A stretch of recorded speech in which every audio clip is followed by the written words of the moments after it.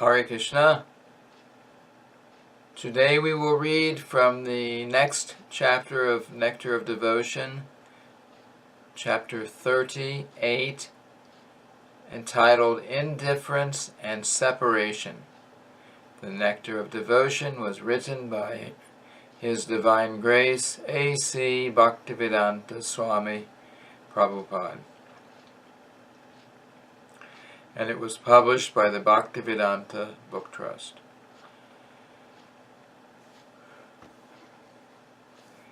The great devotee Uddhava once wrote a letter to Krishna. Quote, "My dear Krishna, I have just finished the study of all kinds of philosophical books and Vedic verses about the goal of life, and so now I have a little reputation for my studies. But still, in spite of my reputation, my knowledge is condemned, because although enjoying the effulgence of Vedic knowledge, I could not appreciate the effulgence emanating from the nails of your toes. Therefore, the sooner my pride and Vedic knowledge are finished, the better it will be." End quote. This is an example of indifference.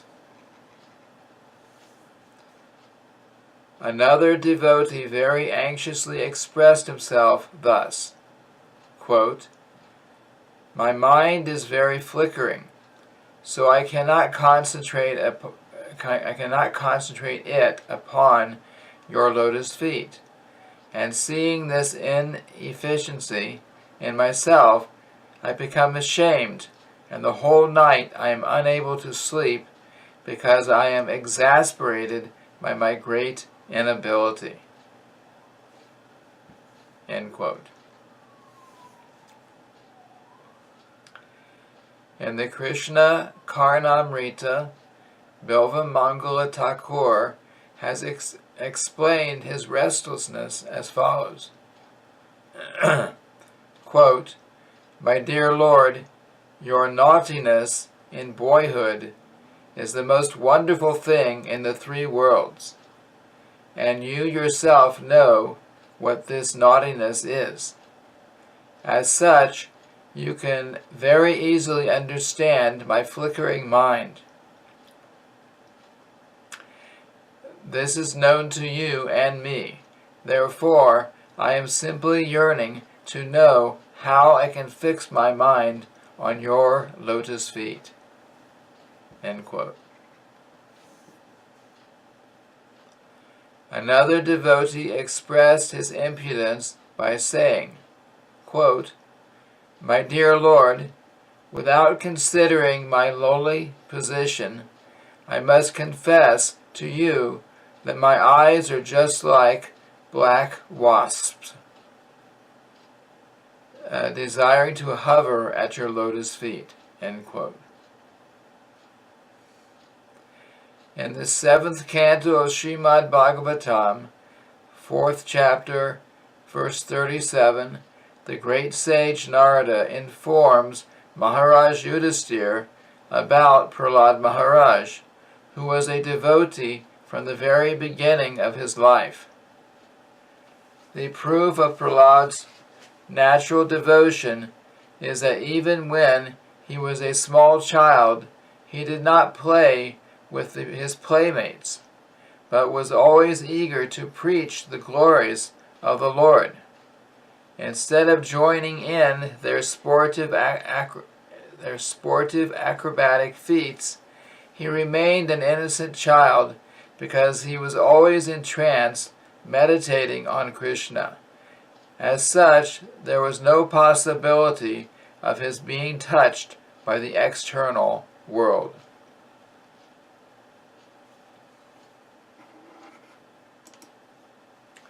The following statement is about a Brahmana devotee. Quote, "This Brahmana is very expert in all kinds of activities, but I do not know why he is looking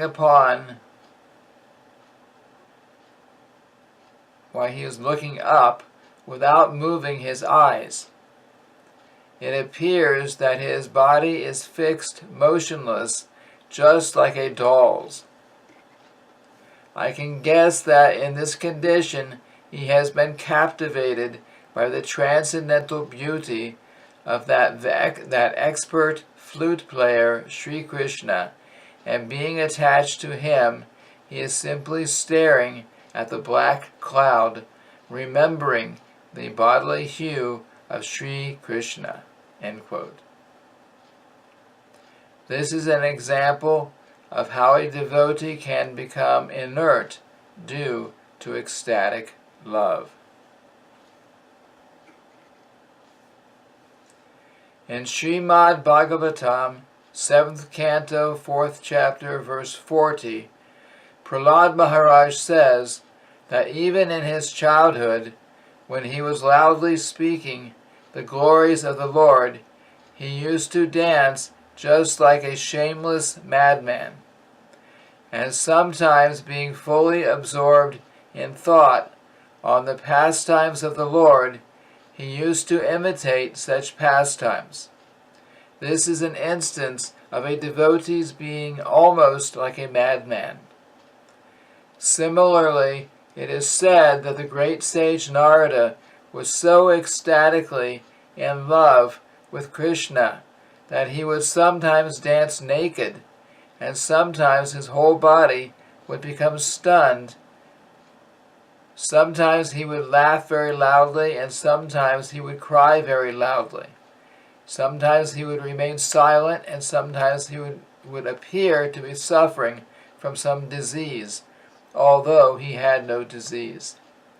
This is another instance of becoming like a madman in the ecstasy of devotion. In the Hari Bhakti Sudodaya, it is stated that when Prahlad Maharaj was thinking himself unfit to approach the Supreme Personality of Godhead, he immersed himself in great distress, in an ocean of unhappiness. As such, he used to shed tears and lie down on the floor as though unconscious. The students of a great devotee once talked among themselves in this way. Quote, "My dear godbrothers, our spiritual master, after seeing the lotus feet of the Lord, has thrown himself into the fire of lamentation, and because of this fire, the water of his life has almost dried away. Let us now pour the nectar of the holy name through his ears, and by our doing so, the swan of his life may again show signs of life." End quote. When Lord Krishna went to the city of Shonitapur to fight with Bali's son, Bana, and to cut off all his hands, Uddhava, being separated from Krishna and thinking of his fight, was almost completely stunned into unconsciousness.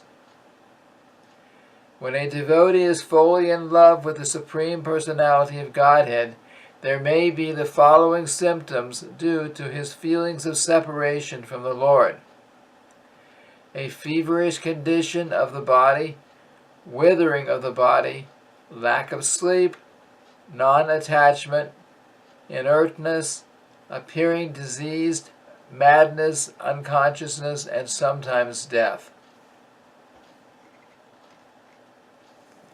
As far as the feverish condition of the body is concerned, Uddhava once told Narada, quote, "My dear great sage, the lotus flower that is a friend of the sun may be a cause of distress for us. The fire in the ocean may cause us some burning sensation, and Indivara, the friend of the moon, may distress us in various ways. We do not mind, but the most regrettable factor is that all of them remind us of Krishna, and this is giving us too much distress." End quote. This is an instance of the feverish condition which is due to being separated from Krishna.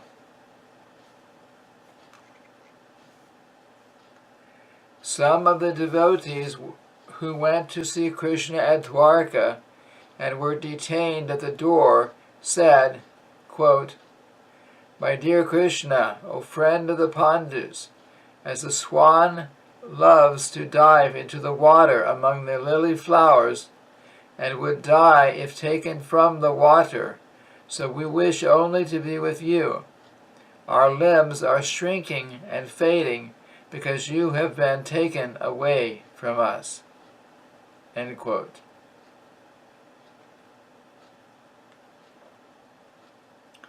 The king of Bahula, although very comfortably situated in his palace, began to think the nights very long and distressing because of his separation from Krishna. King Yudhisthira once said, quote, "Krishna, the chariot driver of Arjuna, is the only relative of mine within the three worlds. Therefore my mind is becoming maddened day and night with separation from his lotus feet, and I do not know how to situate myself or where I shall go to attain any steadiness of mind." End quote. This is another example of lack of sleep. Some of the cowherd friends of Krishna said, quote, "Dear Krishna, O enemy of the Mora demon, just think of your personal servant Raktaka. Simply because he saw a peacock feather, he is now closing his eyes and is no longer attentive to pasturing the cows. Rather, he has left them in a faraway pasture and has not even bothered to use his stick to control them." End quote. This is an instance of mental imbalance due to separation from Krishna. When Lord Krishna went to the capital of King Yudhisthira, Uddhava was so afflicted by the fire of separation from Sri Krishna that the perspiration from his inflamed body and the tears from his eyes poured from him. And in this way he became completely stunned. I'll read that again. When Lord Krishna went to the capital of King Yudhisthira, Uddhava was so afflicted by the fire of separation from Sri Krishna that the perspiration from his inflamed body and the tears from his eyes poured from him, and in this way he became completely stunned. When Sri Krishna left the city of Dwarka to seek out the Shamataka jewel, and he was late returning home, Uddhava became so afflicted that the symptoms of disease became manifest on his body. Actually, due to his excessive ecstatic love for Krishna, Uddhava became known in Dwarka as crazy. To his great fortune, on that day Uddhava's reputation as a crazy fellow was firmly established. Uddhava's craziness was practically proved when he went to Raivataka Hill to minutely observe the congested black clouds. In his disturbed condition, he began to pray to these clouds, and he expressed his jubilation by bowing down before them. Uddhava informed Krishna, quote, "My dear leader of the Yadu dynasty, your servants in Vrindavan cannot sleep at night thinking of you, so now they are all lying down on the bank of the Yamuna almost paralyzed, and it appears that they are almost dead because their breathing is very slow." End quote. This is an instance of becoming unconscious due to separation from Krishna. Krishna was once informed, quote, "You are the life and soul of all the inhabitants of Vrindavan. So because you have left Vrindavan, all the servitors of your lotus feet there are suffering. It is as if the lakes filled with lotus flowers have dried up from the scorching heat of separation from you." End quote. In the example given here, the inhabitants of Vrindavan are compared to lakes filled with lotus flowers, and because of the scorching heat of separation from Krishna, the lakes, along with the lotus flowers of their lives, are being burned up, and the swans in the lakes, who are compared to the vitality of the inhabitants of Vrindavan, are no longer desiring to live there. In other words, because of the scorching heat, the swans are leaving the lakes. This metaphor is used to describe the condition of the devotees separated from Krishna. So this ends the reading of the Nectar of Devotion, chapter 38, entitled Indifference and Separation. Thank you very much. Hare Krishna.